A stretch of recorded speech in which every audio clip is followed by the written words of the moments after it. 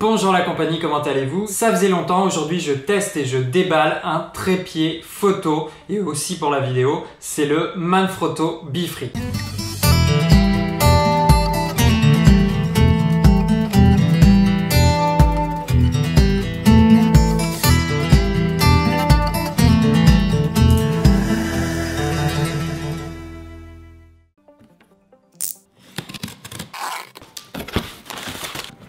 Voilà.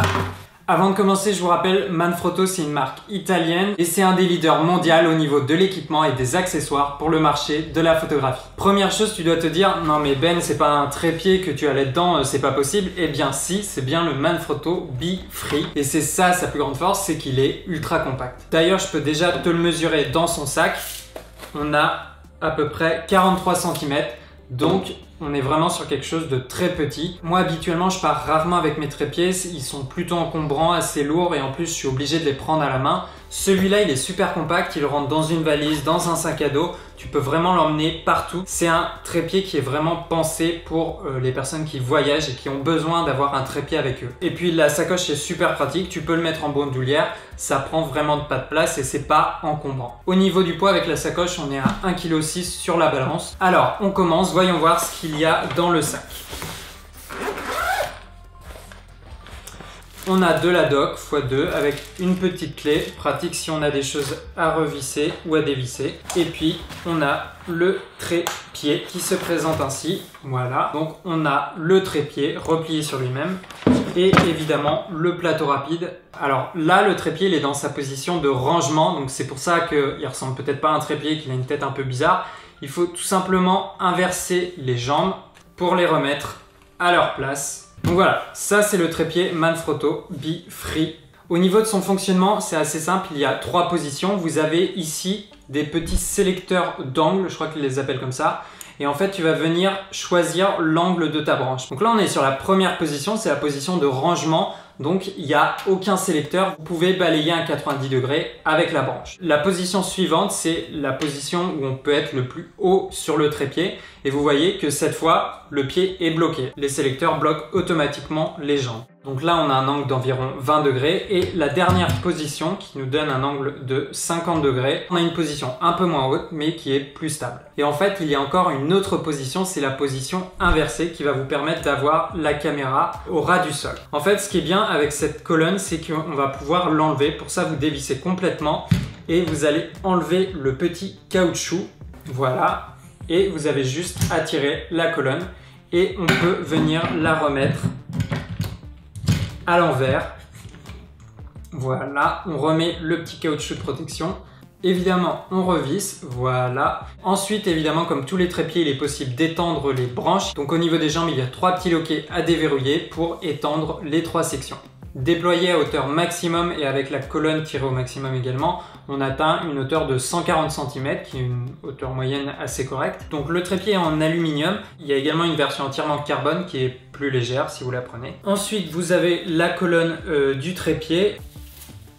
Elle fait environ 24 cm. Donc le fonctionnement est très simple. Vous avez un petit patin que vous venez dévisser et vous pouvez régler la taille souhaitée. Et comme on l'a vu tout à l'heure, on peut l'enlever entièrement pour la remonter à l'envers. Ce qui est bien, c'est que même monté à son maximum, le trépied ne tremble pas. Il reste solide au niveau de la base, de la tête. Donc ça, c'est vraiment un bon point. Au niveau de la rotule ball, comme il l'appelle, c'est assez simple d'utilisation. Vous avez un petit frein ici. C'est le seul qu'il y a au niveau de la rotule, qui vous permet de gérer comme vous voulez l'inclinaison et vous pouvez également la tourner horizontalement comme vous le souhaitez. Ce qui est bien également avec cette rotule, c'est que vous pouvez la dévisser. Donc ça, c'est vachement pratique. Il faut mettre le frein pour la dévisser.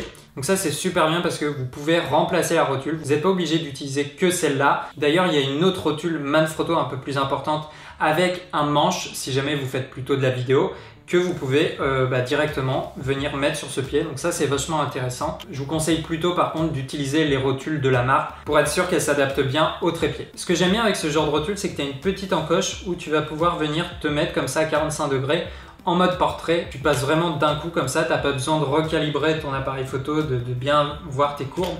Avec ça, c'est vraiment rapide d'utilisation. Et à ne pas oublier, le petit plateau rapide, vous voyez, il y a une petite languette là que tu viens tirer pour aider à visser. Ça, c'est vraiment pratique et tous les trépieds devraient avoir ça. Je pense pas que c'est propre à Manfrotto, mais c'est vraiment pratique.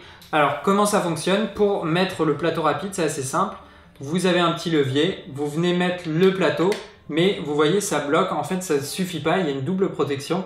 Il faut appuyer sur le switch pour pouvoir venir tirer le levier complètement au maximum pour pouvoir ensuite poser le plateau. Donc ça, c'est vraiment bien. Ça peut arriver qu'il y a quelque chose qui vient bouger le levier. Eh bien, elle va pas se détacher, vous voyez, ça tremble un peu, mais elle peut pas partir parce que là encore, la double protection fait qu'il faut appuyer sur les deux et étirer le levier à fond pour pouvoir enlever le plateau rapide. Maintenant, je vais vous parler de 2-3 aspects négatifs à propos de ce pied qui sont entièrement subjectifs. Premièrement, la taille maximum de ce trépied, 144 cm, je trouve ça un petit peu juste encore. Beaucoup de portraits et quand j'utilise un trépied, j'ai besoin d'être à hauteur du regard et là, je serai un petit peu en dessous. Donc je peux toujours rabattre un petit peu les jambes, mais du coup je perds en stabilité. Voilà, j'aurais aimé qu'on puisse gagner encore 10-20 cm pour qu'il soit vraiment parfait pour du portrait par exemple. Ensuite, c'est tout bête, mais il n'y a pas de niveau à bulle. Ça, c'est un peu embêtant parce que c'est un des premiers accessoires qu'on utilise sur un trépied, une des premières choses qu'on vérifie une fois qu'on a installé le pied.